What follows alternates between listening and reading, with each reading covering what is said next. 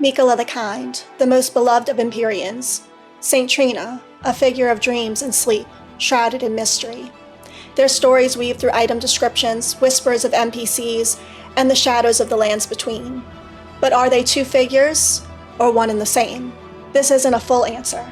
Not yet. I haven't finished Elden Ring, or Shadow of the Erdtree. Think of this as a foundation, a journal of everything we know so far. And the questions we'll carry with us deeper into the realm of shadow. We're going to gather the clues, from lilies to cocoons, from dreams to eternal youth. And then, when the journey is complete, we'll return and see how these threads truly come together. This is the groundwork for Miquella and Saint Trina. Hey y'all, welcome to the first lore episode, or Footnote 1. I really want y'all to let me know what you think of this episode, what are your expectations, and what improvements can I make. My goal is to do an overview of topics from what I know using the items I have. But if there are any items y'all think would be helpful to me that I might have missed in a location I've already visited, just let me know the item and its location and I'll pick it up during the episode. And if y'all have any topics y'all are interested in seeing me cover, like a particular character like Marika, or an event like the Night of the Black Knives, please let me know. Okay, so today I wanted to discuss Miquella's links to Saint Trina. I know I'll probably learn more about this topic in the Realm of Shadow, but that is precisely why I wanted to do an overview of what I know so far. And I'd love to share my theories and hear any theories y'all might have had up to this point in the game. Alright y'all, let's dive in. There is one item that I want to retrieve at Yankee's suggestion. Yankee said that I could find it at the Rockview site of Grace and Khaled, so we're gonna go there first. I have to go to the Forsaken Ruins. Need a stonework key for this. Oh, and I'm noticing... Is that a Saint Trina's lily? There's 3 of them. Look. Are there any more? No, there's 3. Let me pick this one to confirm. Yep, it's Trina's lily. Okay. Yes. Right, here we go. That's really cool, how the lilies mark the location of her item. Silver sword carried by clerics of Saint Trina inflicts sleep ailment upon foes. Saint Trina is an enigmatic figure. Some say she is a comely girl. Others are sure he is a boy. The only certainty is that their appearance was as sudden as their disappearance. Mist of Slumber releases a faint purple mist that spreads across a wide forwards area. The mist inflicts sleep ailment upon foes. That is interesting. That definitely strengthens the idea that Saint Trina and Miquella are the same person. It says that Saint Trina's appearance was as sudden as her disappearance. That is very interesting. It's also interesting that this was locked away, as if no one needed it anymore. It says it was carried by clerics of Saint Trina. It's as if her following has dwindled. And this is her lily, a light purple water lily that is on the verge of wilting. A symbol of the faith in Saint Trina, dulls the senses, preventing agitation, which is very comparable to Miquella's ability to bewitch people to his cause. This is Miquella's lily, a delicate water lily of unalloyed gold that started to fade and wilt. A flower signifying fate in the Erdtree, thought to be beloved by the Empyrean Miquella in his youth. And as Yankee noted, it is of particular interest that the lilies are very similar, that Miquella and Saint Trina are both represented by lilies. I also have this cookbook that says it's a record of crafting techniques left by a man who was utterly captivated by Saint Trina. He continued his search for her in his slumber, acquired the knowledge to craft the following, a sleep pot. I want to talk about this because one idea that I had when I was thinking about how you get to the realm of shadow by touching the cocoon of Miquella, I do wonder if the entire realm of shadow is in this dreamlike state that Miquella is recalling, sort of, and that Saint Trina is maybe his representative in that state. So we talked about Miquella and Saint Trina being a singular self, like Marika and Radigan. But I was thinking about Ranni, and I've actually compared Miquella to Ranni before, and this just increases the ties that I feel like the two of them have. Ranni also shuffled off her Empyrean flesh and took the form of a doll. And in the trailer, it says Miquella shuffled off his flesh, and we're learning from the And we're learning from the crosses that that's exactly what he did. And I am wondering if St. Trina is sort of like that for him. Like with Ronnie and the doll, St. Trina is the manifestation of Miquella because he is in a state of slumber, cocooned, and so he can't act of his own volition. So St. Trina is kind of like his avatar. That's just one theory that I have. But it makes sense. Also, the cocoon and the sleep with St. Trina, there are just so many connections. But this gives weight to that theory, especially because it says that he continued to search for her in his slumber. So it seems like you can only access St. Trina through dreams. I also have this one, which makes the bewitching branch a record of crafting techniques left by a man who was utterly captivated by St. Trina. He continued to search for her in his slumber. And what's significant about this is the bewitching branch is actually tied to Miquella. And this crafting record shows that Miquella and St. Trina are tied together because this was left by a man who was captivated by St. Trina. So he probably knew that St. Trina and Miquella were one entity. And if we look at the bewitching branch, let's go to that for a second. A tree blessed with an incantation of unalloyed gold. Pierce a foe, using FP to turn them into a temporary ally. The Empyrean Miquella is loved by many people. Indeed, he has learned very well to compel such affection. So again, it's like incapacitating the enemy like sleep, like a sleep pot would do. It's making them docile, but in a different way. The Sword of St. Trina, though, was a terrific suggestion because that really leads into the theory that they are, in fact, the same person. I'm just wondering now, in what way are they the same person? Because with Marika and Radigan, it seems like they inhabit the same body. I don't know if that's true of Miquella and St. Trina. I wonder if St. Trina is somehow Miquella's like avatar, a representation of Miquella while he is in that cocoon state. That's the question. I'm also now wondering if the realm of shadow is being kept alive by virtue of Miquella somehow. Because there's a lot to do with dreams and I'm going to learn a lot more about Miquella and I think also St. Trina in the realm of shadow. So I am just wondering. And then also the fact that it's the realm of shadow, it's dark all the time like night, makes me think maybe it's in a dreamlike state, a state of stasis. Which again, sleep is a state of stasis. Being in a cocoon is a state of stasis. So Miquella's in a state of stasis. St. Trina at least creates a state of stasis. It sounds like she can only be accessed through dreams. So that's just all very interesting to me. I'm trying to think outside of the box because the Marika Radigan thing really threw me. And of course we have the Nescent butterfly, an arcane butterfly with translucent wings. This butterfly appears as if it has just emerged from its cocoon for its entire life.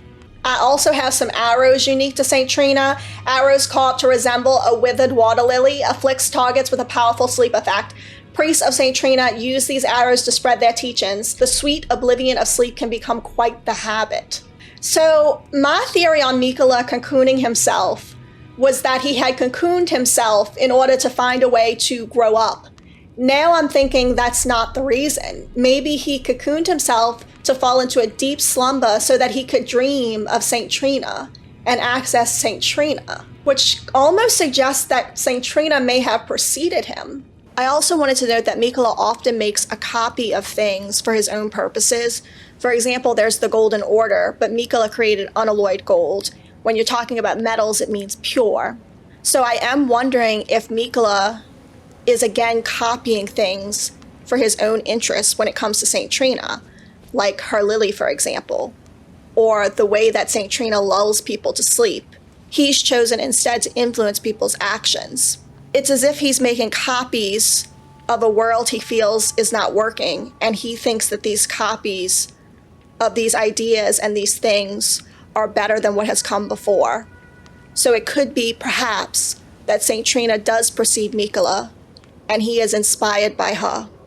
I also have her torch, candle stand torch that burns with light purple flame. The carvings depict St. Trina, but in adult form, somewhat unnervingly.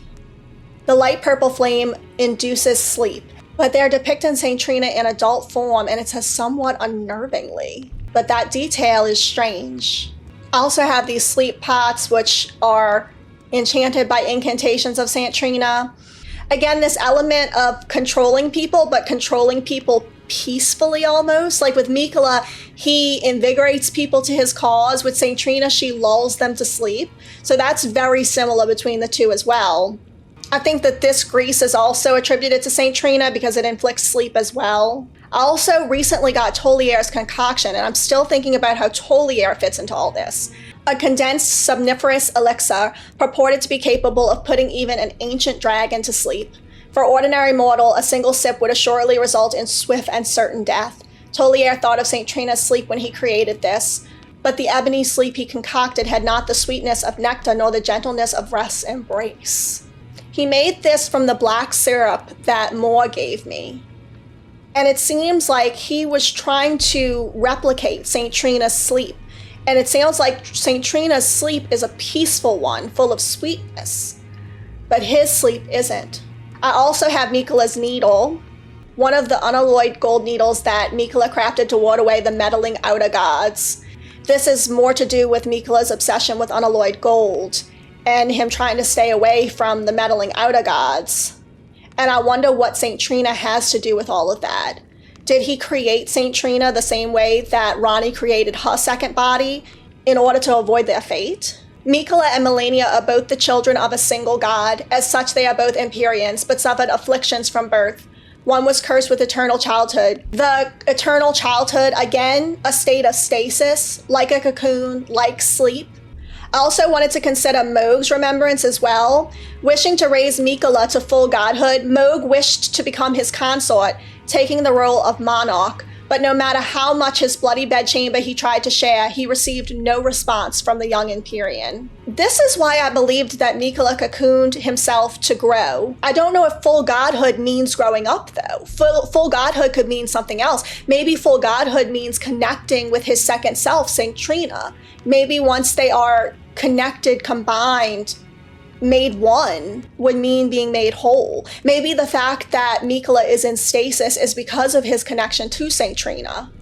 It could also be that he's trying to shuffle off that connection in order to reach full godhood. Maybe St. Trina somehow nerfs his power in a way. He is the most fearsome of Empyreans, according to Malenia. It also seems like Miquella rejects Mohg as his consort because he was given no response. That's further enforced by the Lord of Blood's exaltation, which I was very confused about at first, but now I understand. Render up your offerings of blood to your Lord. Drench my consort's chamber. Slake his cocoon's thirst. His awakening shall herald the dawn of our dynasty. But he didn't want Mohg. Spirits of common soldiers who carried the sacred light. When weakened, they explode to deliver a last-ditch attack. This was the bitter revelation discovered by the desperate soldiers who awaited the return of their lord to the rotted Erdtree. May the flash of our deaths guide Miquella's return. You don't really hear about such staunch following from anyone but Miquella and St. Trina. Sort of like a beloved following. Like they truly love the one they're following. Not fear, not wanting anything in return, but love. They would sacrifice themselves to await Miquella's return. But unlike St. Trina that seems to reward people with the sweet slumber of sleep, Miquella seems to enforce that love. But that could be very like Marika and Radagon's dynamic. I do wonder if Marika and Radagon are two separate personalities. I don't think Ranni was, though. I think Ranni was the same person inhabiting a different body, but Miquella and St. Trina seem to have different personalities and different ways of gathering followers. Okay, I just wanted to look at Finley real quick because I saw that he had mentions of the Erdtree in his ash. Finley was one of the few survivors of the Battle of Aeonia, who in an unimaginable act of heroism carried the slumbering demigod Malenia all the way back to the Erdtree. She managed the feat alone, fending off all manner of foes along the way. So Malenia fell asleep on the way back to the Erdtree. Now, at first, when I read this, I just thought she was tired from battle. But now I wonder if it was the influence of St. Trina that put Malenia to sleep. I wonder if it was a sort of, I don't know, maybe reward for the battle to be in a sweet slumber, and if St. Trina did that for her. Maybe it's because St. Trina loves her, because maybe St. Trina really is her brother. The sacramental bud, I believe this is what I've been finding at some of the sites of grace with my friends around them, believed to originate long ago from a strain of buds cultivated with youthful sacramental blood. I think it's Miquella's blood. An immature bud containing fresh blood, immature too, because Miquella can't age. So I think that this is also connected with Miquella. And maybe the blood was dropped when he shuffled away various parts of his body. I have the triple rings of light, one of the incantations of the Golden Order. What's significant about this is it's a gift from young Miquella to his father Radagon. It's a little strange because of what Miquella's doing. I would think that it would be directly against the interests of Radagon to go against the Golden Order and to go his own way, but it could be that he had a falling out with his father and Marika, or it could be that him and his father are actually on the same page now. We just need to learn more about Marika and Radagon. All things yearn eternally to converge. That's what it feels like. That's what it feels like. It feels like there are just so many comparisons. It's wild. This is a sword. The Miquellan Knight's Sword is a sword forged by the servants of Miquella of the Erdtree, with the design modeled after those carried by the Carian Knights. Instead of a glintstone, however, amber of the Erdtree is embedded in the blade. A sumptuous piece, yet it has never been offered to any knight, an ill-starred sword with no master.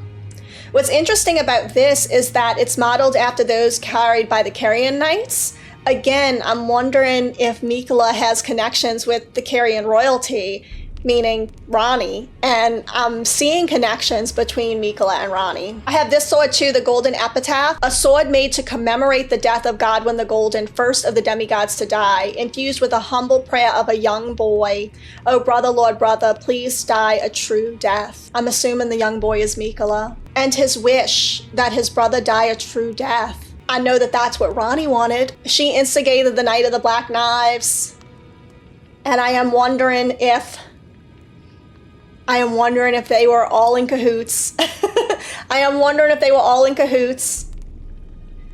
And now I'm even wondering if Godwyn the Golden himself was allowing this. It just feels like there is something greater pulling everyone's strings. All these mentions of the outer gods and the formless mother, and it just feels like there's just something else to this. It just feels like there's something else. The gods seem so incredibly tied down in what they can do, and that's not the way that I think of gods. I think of gods as beings that could do anything, but Miquella is bound. Everyone just seems bound. Ranni was bound to her fate, and she had to shuffle off her Empyrean self in order to be free. So I am wondering now if they're trying to all overcome this fate that has been thrust upon them. Because every story that I have learned so far in Elden Ring has to do with someone choosing a different path for themselves. It just feels like there's something more. There's something bigger, stronger that's causing them to be forced into things they don't want to be in. And so they have to jump through all these hoops, like Miquella's creation of the unalloyed gold and trying to overcome the curse that was laid upon him, which clearly he doesn't want. Clearly he doesn't want his sister to have the rot curse. And yet they have it. And it's not anything that Marika could have done or Radagon could have done or anyone, it seems. I think that this is really indicating something. And I love the way that Elden Ring just gives us these breadcrumbs. And that's why I wanted to do this episode, because I wanted to review everything that we know so far about St. Trina and Miquella and piece everything together, because I think we're going to learn so much more. And this is just so... I am so glad that you encouraged me to pick this up, because... oh my lord. This is good. This is really good. I'm excited. I am very excited. I wonder how much clarity we're gonna get. Metal great shield depicting the Erdtree with unalloyed gold, carried by knights who vowed to serve Miquella's Erdtree. Yet now with the Erdtree misshapen, this wondrous rendition is a fleeting fantasy. Who is it that Miquella shall bless, if not the low and the meek? It gives this essence that Miquella is good. But we know that it might be propaganda that Miquella has levied upon everyone with bewitched branches, probably. I don't know how to feel about Miquella. I used to think what this helm implies, that he's a good person, but I keep flip-flopping and changing my minds about people in Elden Ring. Would a good person have to force people to love him? That's the question. I do have several Erdtree helms, all made of unalloyed gold, including this one, with another crown of unalloyed gold. The unalloyed gold must have been protecting them. I wonder if the crosses that dot the land in the Shadow Realm are made of unalloyed gold too. This is where Malenia says it. My brother will keep his promise. He possesses the wisdom, the allure of a god. He is the most fearsome Empyrean of all. Even Malenia really believed in Miquella, but I wonder if she was forced to believe in him. Can Miquella even control his allure, or is it automatic? It says here that Malenia awaited Miquella at the foot of the husk. I wonder if Miquella's entire plan was for Mohg to remove him. Maybe Miquella needed the blood in order to make what he wanted to happen, in order to access St. Trina, and Malenia was just waiting for him to return from whatever he has to do here in the Realm of Shadow. It's really creepy to think about it, but I am wondering if somehow he's trying to access St. Trina, his second self, or her power, or trying to emulate her in some way. It says he'll keep his promise, and from what I understand, from everything I've learned so far and the existence of the Erdtree itself, it sounds like Miquella's promise is to take in the unwanted. I remember something about the Erdtree being a salvation for the Albanorax, and he also wanted to cure his sister Malenia. I wonder if his true purpose and his promise is to help everyone who's been kind of rejected by the Greater Will or the Golden Order, who've been cast aside. But if that is his promise and that is his purpose to fulfill, I'm wondering why he thinks it's so important to sort of force people into his cause with stuff like the bewitching branch. If his purpose is so high and good, you'd think that people would just follow him because of that. You'd think that that would be influential in and of itself. It's odd that all of this forced love is being talked about in his items. It's just very strange. I keep thinking about it and I can't find an answer to it, because everything that I know about Miquella kind of implies that he is a good person and that his motives are good. He's even connected to someone like St. Trina, who's associated with sweet dreams and good sleep and peaceful slumbers. It's just strange that the bewitching branch exists. Why does it exist then? Raise the sacred spear and pierce the body of the formless mother. I know that this isn't really about the formless mother, but that is continuing to plague me. I'm wondering who the formless mother is. I wonder if she is the one that I should be worried about. Maybe the one pulling the strings? I don't know. But it seems like she is in direct opposition with the Golden Order and the Greater Will. Or maybe she's below the Greater Will. I don't know. I don't know enough about the Greater Will, it seems. And Mohg was serving her. I'm trying to discover what Mohg thought being the consort of Miquella would have benefited him. I wonder why he thought that the formless mother would have wanted that. It is interesting because Mohg would have been one of those people who would have been rejected by the Golden Order because of his horns. So maybe that's why Miquella's influence is all around the Shadow Realm as well. Maybe he's trying to save the people that linger there, or save their souls, or whatever he's saving, because I know that destined death no longer exists. So maybe they're wandering around like shadow people. Maybe those are the people we're seeing in the Shadow Realm. I have thought about that. They seem like weak little buddies who sit down and they worship at different places around the Shadow Realm. So I'm thinking they used to be the people who lived there. But they're obviously not quite alive anymore. They definitely feel more like the skeletons, like those who live in death.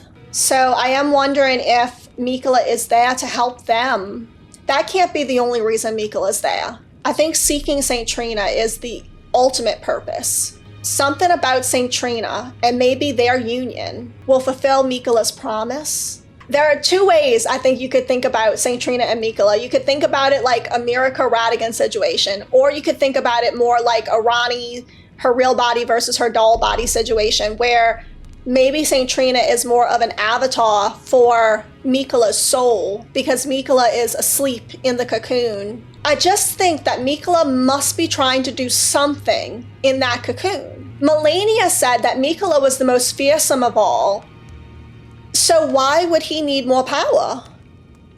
If he's the most fearsome Empyrean of all. The only answer could be that there is something more fearsome than an Empyrean. And he's trying to overcome that. I'm so excited, y'all. That's what I have so far. I think that it was good to review these items. I think that it was really good because I think we're going to learn more, and I'm excited to learn more. This will be part 1 of something much greater, I think. And we'll do another lore episode, another footnote on this soon. If the Marika Radigan situation is any indication of how it's going to get, I just know it's going to get so wild. Thank y'all so much for watching this episode. I can't wait to hear what y'all have to say in the comments. Let me know if any improvements can be made. Let me know if there's any items I might have missed. I am so excited to move forward in the realm of shadow. There is so much I know that I still have to learn. There are so many gaps and empty spaces, and I just want to find out what's there. Thank y'all so much for watching, and if you liked the video, don't be afraid to subscribe. Bye, y'all.